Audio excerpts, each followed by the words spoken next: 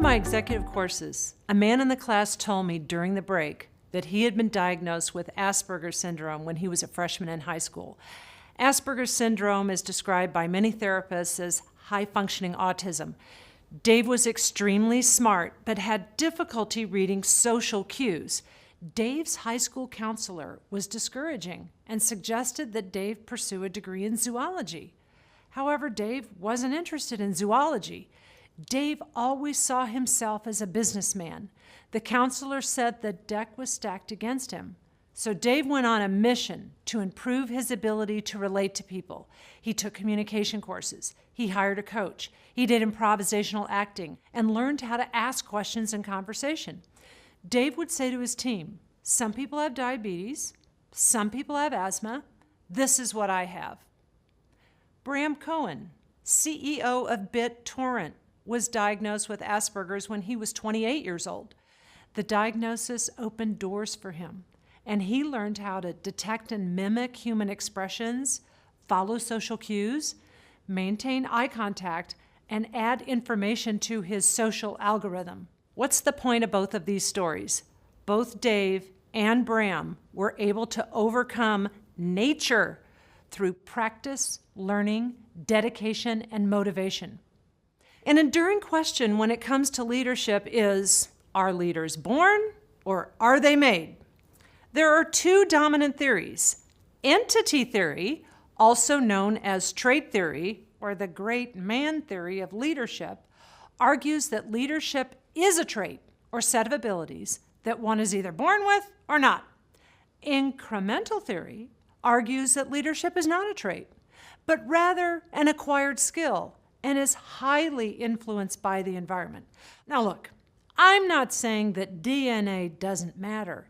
It just doesn't matter as much as we think it does. There's lots of evidence for the incremental approach.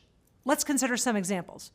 Leadership skills of CEOs are not predictive of which companies succeed. There's little or no evidence linking personality to leadership. Several studies reveal a head-of-the-table effect. The person who randomly sits at the head of the table is more likely to emerge and be seen as a leader. Studies on the fewest chairs effect. Hint, if you want to be viewed as a leader, sit on the side of the table with the fewest chairs. More people spend time gazing at you and start to think that you're a natural leader. Finally, in situations in which people are randomly selected to be leaders, they outperform teams in which leaders have been selected. However, even in light of this evidence supporting an incremental theory of leadership, many leaders and businesses believe in entity theory. We think that such views can prevent learning and growth. Here's why. People who believe in an entity view of leadership, by definition, don't see leadership as a teachable, learnable skill. In contrast, people who believe in an incremental theory of leadership have more self-efficacy, a belief in their own ability to learn. As an example, in one investigation, people's beliefs about leadership were measured, revealing, as you might expect, two kinds of people: those who believe leaders are born, entity, and those who believe leaders are developed, incremental.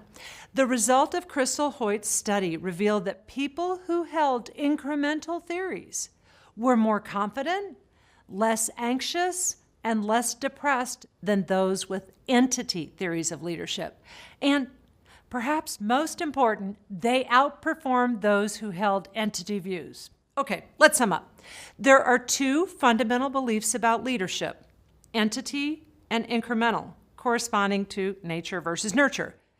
Leadership ability is usually regarded as an inborn trait. We often underplay the role of nurture. Let's proceed from this point with the firm belief that anyone who is intent upon improving their leadership can improve dramatically.